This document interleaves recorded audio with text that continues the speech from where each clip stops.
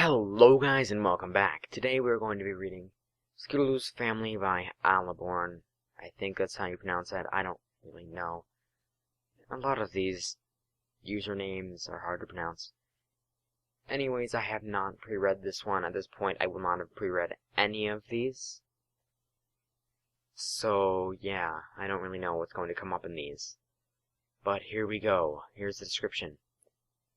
In all the time they've been together, the Cutie Mark Crusaders have never seen Scootaloo's home or family. Why? The speculation is as wild as their crusade ideas. But today the truth comes out, as they finally meet Scootaloo's family. This is a pretty long one. I mean, it's not the longest one, it's not the long one I've been talking about, but it is about 6,000 words, so this is probably going to take 2 or 3 parts. So sit back, grab some popcorn or whatever. You know, just grab whatever you feel like grabbing and let's get going.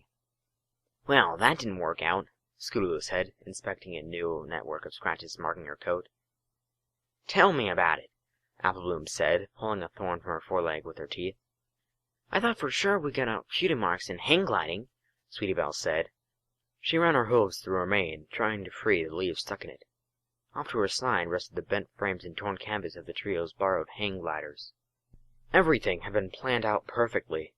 The fillies had thought up a new activity they hadn't tried yet. Having learned their lesson from past crusades, they went far away from the part of the forest with all those sap-laden trees. Unfortunately, the hill they flew off of led to landing in a section of thorny scrub. Is that poison ivy? Scootaloo asked, inspecting the leaves now in Sweetie Belle's hooves. I dunno, Applebloom said after looking at said leaves. We already know we ain't Cutie Mark Crusader botanists. I don't think it is, Sweetie Belle said. Still, she found herself rubbing her coat, trying to stop what she hoped were phantom itches. So, back to the clubhouse? Scootaloo suggested. Hang gliding's a bust, but now we've got to head back to town, Applebloom said. She motioned to the busted contraptions. Think Twilight can fix these for us? As long as we're willing to get lectured, Scootaloo grumbled. The 3 fillies sighed wistfully. Their devastating puppy dog stare had convinced Bright Skies to loan them the hang gliders, but if they didn't want to be devastated in return by her expression of supreme disappointment, they needed to get them fixed, and Twilight Sparkle was the only pony that could help them. After the lecture, since we're in town and all, let's hang out at the Carousel Boutique, Applebloom suggested. No can do. We do not want to interrupt Rarity today, Sweetie Belle replied. She practically kicked me out this morning, and said very explicitly that I wasn't supposed to come back before dinner. And her parents are out of town again, Scootaloo stated. And if we come all the way back to the clubhouse, they will eat up way too much of the afternoon. Applebloom turned to Scootaloo. Why don't we go by your house? She suggested. That's not a good idea, Scootaloo replied hesitantly. Why not? Sweetie Belle asked. Look, it's just not a good day. This whole weekend is bad, Scootaloo continued. We never go to your house, Sweetie Belle said. Yeah, Applebloom said, placing a hoof to her chin. Never, as in really never. I think what she's trying to say is that isn't an exaggeration, Sweetie Belle said, again resembling a dictionary. We literally have never been to your house. Scootaloo took a step back. It's just not a good idea, she said defensively. Well, why not? Applebloom asked. We're friends. You have no reason to hide anything from us, Sweetie Belle said. Scootaloo sighed. Look, I'm not hiding anything, and I'm not lying when I said this weekend is bad. I'll need to ask permission before inviting you over. Applebloom and Sweetie Belle stared at their friend, unconvinced. If you really want to do this, talk to me Monday after school. Finally satisfied, the fillies turned to collecting their broken hang gliders. After returning to town and enduring another one of Twilight Sparkle's lectures about avoiding danger and trying things one is already good at, the Cutie Mark Crusaders went to find Bright Skies. The Pegasus mare was in a park, helping a group of foals fly kites. She smiled warmly as the Cutie Mark Crusaders approached. Any luck? She asked. No cutie marks, but it was a fun and safe morning, Sweetie Belle said. Bright Skies appraised the fillies. Their brilliant smiles and angelic halos did their job, and she was satisfied with Sweetie Belle's explanation. Now, how would you like to try kite flying? Bright Skies suggested. Cutie Mark Crusaders kite flyers! Yay! The trio responded. The warm summer day, the company of friends, and the colorful kites made for an enjoyable way to pass the afternoon. As evening approached, the fillies went their separate ways. Scootaloo desperately hoped that all the fun had made her friends forget about their earlier request. "So, are you ready to show us your house?" Sweetie Belle asked. "Yeah, you're not gonna chicken out, are you?" Apple Bloom said. Scootaloo shook her head. "I still don't think it's a good idea, but if you really want to," she said unenthusiastically, "you're invited for dinner. Come on, I brought the wagon." The three ponies stepped outside and headed to the rack where Scootaloo normally left her scooter. They donned their helmets, and the Pegasus kicked off, her small wings buzzing. Their speed was faster than a gallop, but somehow lacked the normal energy. Apple Bloom and Sweetie Belle looked to each other. Although both knew better, they had taken some time before school to talk about Scootaloo. With little data to go on, not even much gossip, they had found themselves wildly speculating as to Scootaloo's secret. "I think she's an orphan," Apple Bloom suggested. "I bet she's a changeling," Sweetie Belle offered. "She's an alien, a sea pony. She lives with Princess Celestia." Like their crusades, the ideas got wilder and wilder. That all led to the question at Hoof. Just where would she be taking them now? The two fillies' worries soon passed, only to be replaced by confusion. Everything looked perfectly normal. They zoomed past the town center and into the residential areas beyond. Modest houses lined the streets, with mature trees providing shade. With a final turn, Scootaloo pushed the scooter and wagon into a cul-de-sac. She proceeded to the end of the street, stopping at a house. "Well, this is it," Scootaloo said. Apple Bloom stared. This is... she started. "This is just a house. It looks a lot like my parents' house," Sweetie Belle added.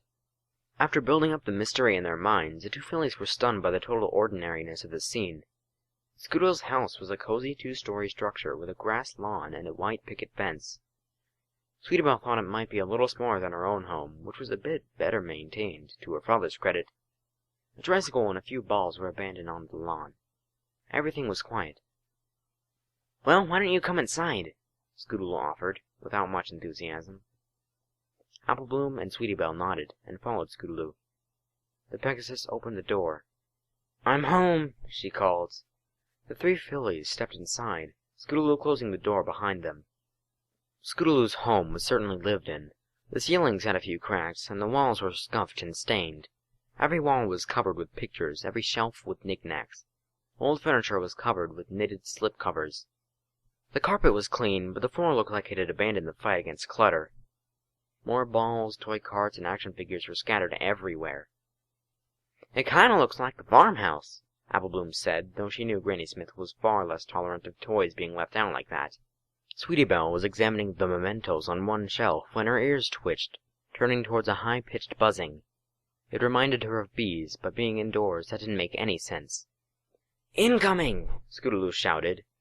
Her friends looked at her in confusion, before noticing Scootaloo's hoof, frantically motioning to the other side of the room. Apple Bloom and Sweetie Belle turned, following the direction Scootaloo indicated, barely in time to notice a sudden blur of movement. Then they felt something collide with them, and each pony felt a small weight attach to their head. Each could see the other's assailant, an adorable Pegasus colt, perhaps 1 year of age, happily playing with one of the family's guests. "Ow!" both fillies said, feeling a tugging in their manes. Apple Bloom reached up, trying to catch the squirming infant. Sweetie Belle did likewise, but neither filly could see the foal. "No, Thunder, don't pull on Apple Bloom's bow!" Scootaloo scolded. "And you, Lightning, Sweetie Belle's mane is not cotton candy. Stop that, both of you!" Sweetie Belle and Apple Bloom felt the tugging cease. The two infants looked at Scootaloo, smiled, and then went back to what they were doing. "Ow, ow, ow, ow, ow, ow, ow!" Scootaloo's friends both complained. "Scootaloo?" a matronly voice called from further inside the house. "Is that you?" "Yes, Mom," Scootaloo said. "The twins flew out of their crib again. Can you go get them?" her mother requested. Scootaloo reached to the two infants, only to have both dodge her forelegs. "I'm trying, Mom," Scootaloo replied, exasperated. Scootaloo took 2 determined steps closer to her friends. She stared down the colts. Again she reached out for them. In unison, the colts stuck out their tongues, blew her a raspberry, and flew off. "Ah!" Scootaloo screamed. "How can you two still be flying?" She jumped after the colt, her tiny wings buzzing, only keeping her in the air for a few seconds. Sweetie Belle's and Apple Bloom's necks twisted as they tried to follow the twins, bouncing around the room like pinballs. They winced as Scootaloo's attempt to corral them ended with her upsetting one chair, knocking over the contents of 2 shelves, and leaving hoof marks on 3 walls. And still the twins flew freely. "I guess that's how the walls got so dirty," Apple Bloom whispered. Then, when the twins flew close to Apple Bloom, she reared up, managing to place a hoof on each. While not enough to stop the slippery toddlers, the distraction enabled Scootaloo to finally ensnare them. She tumbled to the ground, landing on her rump, the twins safely tucked under her forelegs.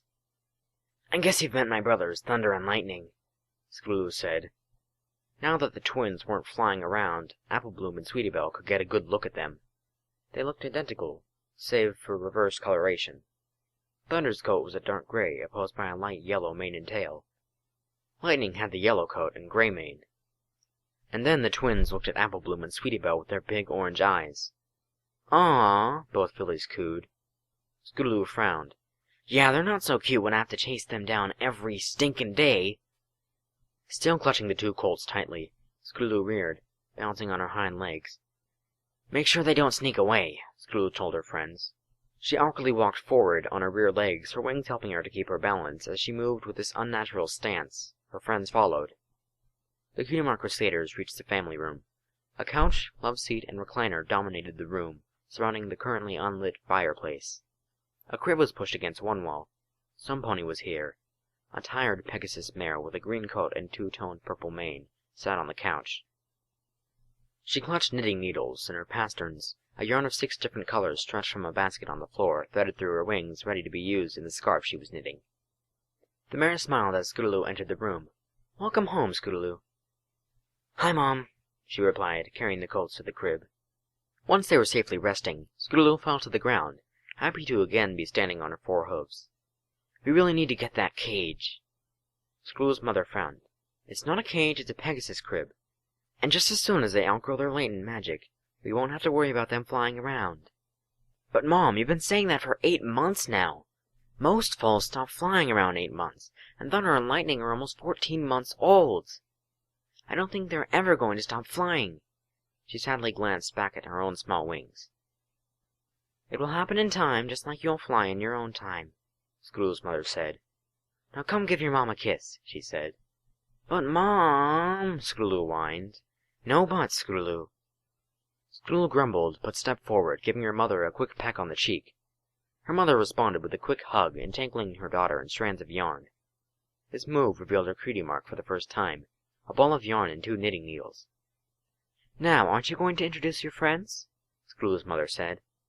"This is Sweetie Belle, and this is Apple Bloom," Scootaloo said, pointing to her friends in turn.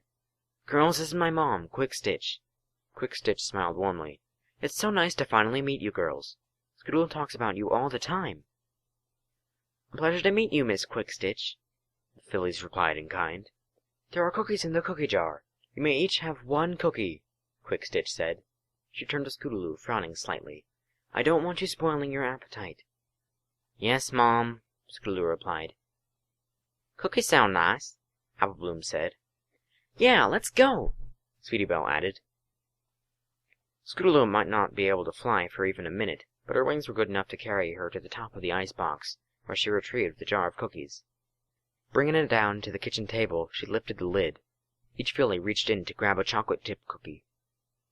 "Not bad," Sweetie Belle said, smacking her lips. "Not good, either," Scootaloo replied.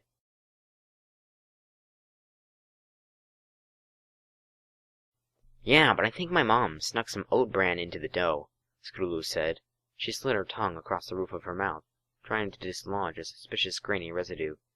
"Sugar Cube Corners cookies are so much better." "I bet Pinkie Pie sneaks an extra bag of sugar into her cookies." The fillies laughed. "Probably,"